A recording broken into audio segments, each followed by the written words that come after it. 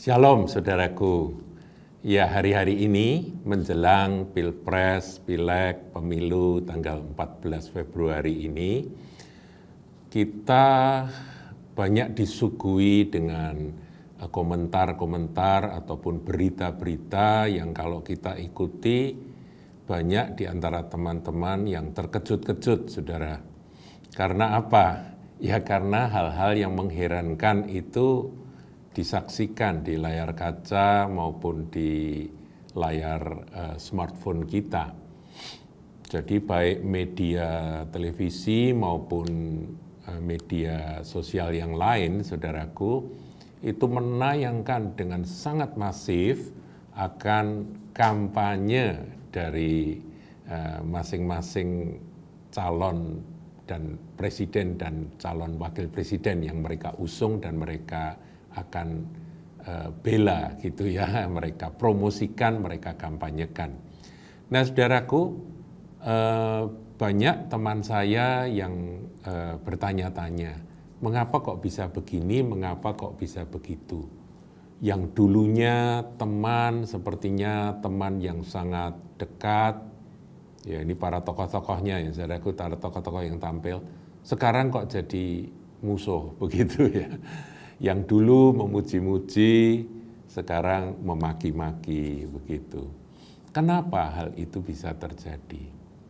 Kemudian yang dulu bermusuhan, ya ini sebaliknya saudaraku, yang dulunya gak suka, sekarang malah membela mati-matian gitu ya.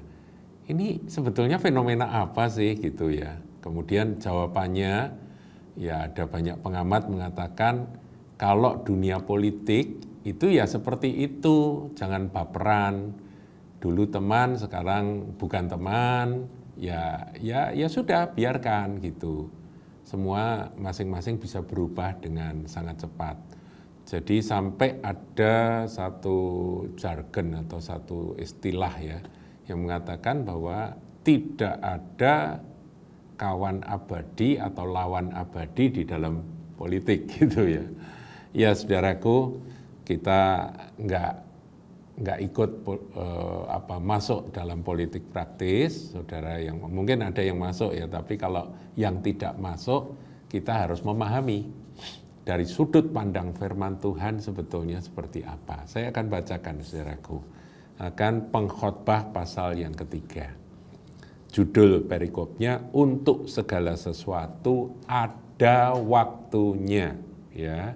Dalam tayangan saya yang lalu tentang Pilpres, bagaimana menyikapi secara dewasa, saya sudah sampaikan bahwa kekuasaan itu datang dan pergi.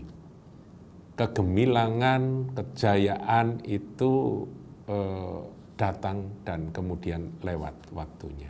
Jadi memang untuk segala sesuatu ada waktunya itu iya dan amin, saudara. Dan ini disampaikan oleh seorang penulis Alkitab, khususnya dalam kitab Pengkhotbah ini, yang banyak diyakini ini adalah tulisan dari Salomo, seorang yang penuh hikmat pada zamannya. Dia menuliskan demikian, untuk segala sesuatu ada masanya. Untuk apapun di bawah langit ada waktunya.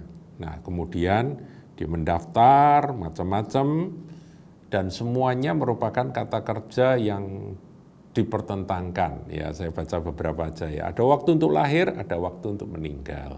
Ada waktu untuk menanam, ada waktu mencabut yang ditanam. Ada waktu untuk membunuh, ada waktu untuk menyembuhkan. Ada waktu untuk merombak, menghancurkan, ada waktu untuk membangun.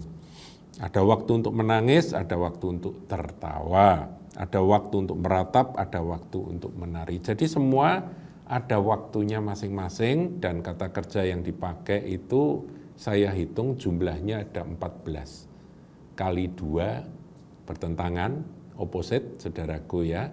Satu sama lain dipertentangkan. Jadi kalau lahir, mati, begitu ya. Kalau menanam, mencabut. Jadi ini pertentangan, saudaraku ya. Ada menangis, ada tertawa, begitu ya saudara ya. Jadi itu 14 lawan 14. Dan ini sebetulnya bisa dilanjutkan terus.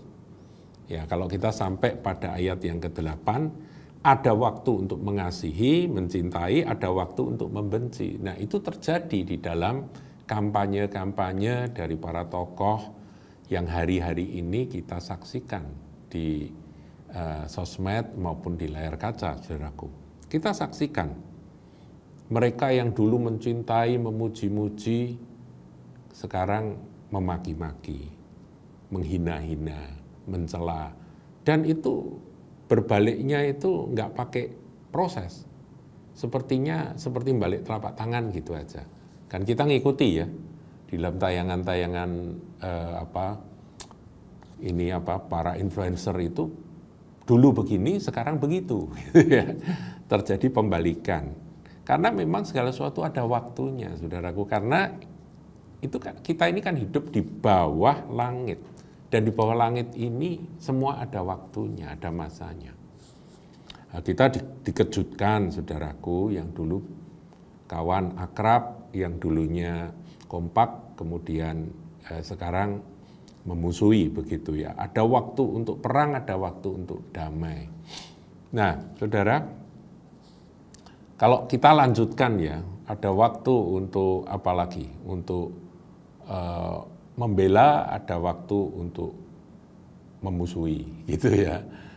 Itu memang waktunya berubah, saudara. Jadi kita enggak usah heran, enggak usah kita terlalu ambil itu menjadi sesuatu yang membuat kita sedih. Jangan, saudaraku, kalau ada perubahan-perubahan di dalam dunia di bawah kolong langit ini, apalagi dunia politik, kita ini jangan heran. Jangan, saudaraku. Ya, ojo gumunan gitu ya. Jangan heran, jangan kagetan, jangan terkejut-kejut, karena itu akan terjadi. Tetapi yang tidak pernah berubah itu adalah Tuhan kita Yesus Kristus. Bukankah Ibrani, saudaraku ya, 13 ayat 8 katakan apa? Tuhan Yesus Kristus itu tidak pernah berubah. Baik kemarin, hari ini maupun sampai selama-lamanya. Jadi mari tahu saudara, kita ini fokusnya jangan kepada yang sementara. Nanti tanggal 14 kita coblosan, silahkan. Anda sudah belajar, Anda sudah mengikuti. Saya juga menganjurkan untuk kita berdoa dan mengikuti akan kata hati kita. Dan saudara, kalau salah pun ya sudah, itu kan untuk perkara-perkara yang sementara. Karena segala sesuatu memang ada masanya. Yang repot itu kalau nanti jagonya kalah atau yang dia jagokan untuk ini harusnya menang ternyata kalah, kemudian bapernya itu sampai nggak bisa move on, saudara, sampai berlama-lama. Sudahlah, saudaraku, kita percaya bahwa pemerintah ini ditetapkan oleh Allah dan tidak ada pemerintah yang tidak ditetapkan oleh Tuhan. Jadi dengan demikian kita membaca akan berita, kalau dari sisi yang satunya yang bertentangan, ini semua jelek yang di sini.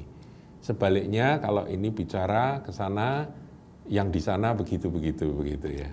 Nah, saudara bisa menilai mana yang suka menjelekkan, mana yang suka bongkar-bongkar, yang buruk-buruk dikeluarkan, mana yang tidak terlalu. Kalau saya sih lebih suka yang tidak terlalu menjelekkan, tapi yang lebih fair gitu dalam memberikan penilaian. Demikian, saudara. Jadi segala sesuatu memang ada masanya, ada waktunya. Karena kita hidup di bawah langit ya, di bawah langit. Nanti kalau waktunya tiba, kerajaan kekal itu didirikan oleh Tuhan kita, kekasih jiwa kita, Tuhan Yesus Kristus Sang Raja Damai, maka kita akan lihat bagaimana doa Bapa kami yang dinaikkan oleh ratusan juta atau bahkan miliaran dari umat Tuhan sepanjang masa itu akan digenapi. Bahwa kerajaan Allah datang, kehendaknya jadi. Datanglah kerajaanmu, jadilah kehendakmu. Itu nanti akan terjadi. Sekarang ini yang kita berdoa supaya yang terbaik yang terjadi. Begitu ya. Tapi itu semua kita harus ketahui bahwa yang penting agenda Tuhan terlaksana atas Indonesia. Jadi saudara, ini khusus untuk umat Tuhan, agenda Tuhan terlaksana. Ya, ada berbagai teori. Kalau orang ini yang menang, agenda Tuhan terlaksana, dan juga bilang orang ini yang menang, agenda Tuhan terlaksana. Ya sudah, masing-masing berargumentasi, tapi marilah saudara kita berdoa supaya datang kerajaan Tuhan dan jadi kehendaknya, menuju pada kegenapan itu semua. Waktunya sudah dekat, saudaraku, lonceng zaman Israel sudah berdentang, macam-macam berita terjadi di sana, dan kita pun harus waspada. Nah, kemudian ayat 9 sampai 11 saya bacakan. Apakah untung pekerja dari yang dikerjakannya dengan berjerih payah? Kadang-kadang kita ini ikut berjerih payah di dalam mempertahankan argumentasi bahwa paslon ini yang lebih baik, paslon yang satunya paslon ini yang lebih baik, dan argumentasi itu menjadi jerih lelah. Saudara hindari, sebab firman Tuhan katakan, apa untung pekerja dari yang dikerjakannya dengan berjerih payah? Aku telah melihat pekerjaan yang diberikan Allah kepada anak-anak manusia untuk melelahkan dirinya. Kata melelahkan itu diambil dari kata anah, yang artinya dibikin sibuk sampai capek, lelah. Nah, lelah itu bukan fisik aja, tapi juga capek hati, saudaraku ya, jengkel. Sekarang saya kalau ada berita menyangkut Pilpres ini, kalau yang saya anggap ini keterlaluan, saya delete aja, saya nggak dengerin gitu ya. Ya karena saya nggak mau lelah, saudaraku, meskipun katanya kita harus ngerti, harus melek terhadap berita begitu ya. Tapi kan berita ada yang benar, ada yang enggak, ada yang keterlaluan juga. Ayat 11, ini yang paling penting, saudara, kita sedang berdoa supaya ini yang terjadi. Ia membuat segala sesuatu indah pada waktunya. Tuhan itu mengontrol segala sesuatunya melalui gejolak, melalui kesibukan, melalui berbagai itu tadi ya, kata kerja yang bertentangan itu. Ada begini, ada begitu, ada masa begini, ada masa begitu, ada waktunya. Itu Tuhan sedang mereka-reka dan merencanakan bahwa segala sesuatu pada waktunya akan menjadi indah. He makes all things beautiful in his time. Bahkan ia memberikan kekekalan dalam hati mereka. Yang penting itu saudaraku, jaga supaya kekekalan yang kekal itu adalah Tuhan Yesus ya. Ya, yang semua yang kita komentari ini tidak kekal. Yang kekal itu adalah Tuhan Yesus. Dan itu yang harus kita jaga. Ia memberikan kekekalan. Yesus kan berkata bahwa akulah jalan kebenaran dan hidup. Kata hidup itu hidup kekal. Kekekalan ya dalam hati mereka, dalam hati kita. Itu yang penting saudaraku. Dan kemudian poin ketiga, tapi manusia tidak dapat menyelami pekerjaan yang dilakukan Allah dari awal sampai akhir. Memang kita nggak ngerti, sebab itu kita percaya dan berdoa. Ya, haleluya. Jadi saudaraku, dalam kita menantikan sampai sebentar lagi kita masuk masa tenang, sudahlah kita teduhkan hati kita, semua masukan, semua yang kita dengar, semua yang kita olah, diskusi-diskusi selesai. Dan waktunya nanti kita partisipasi dalam pesta demokrasi, kita nyoblos sesuai dengan hati kita. Yang mau pilih ini silakan, yang mau pilih itu juga silakan. Dan semua setelah itu berdoalah, jadilah kehendakmu.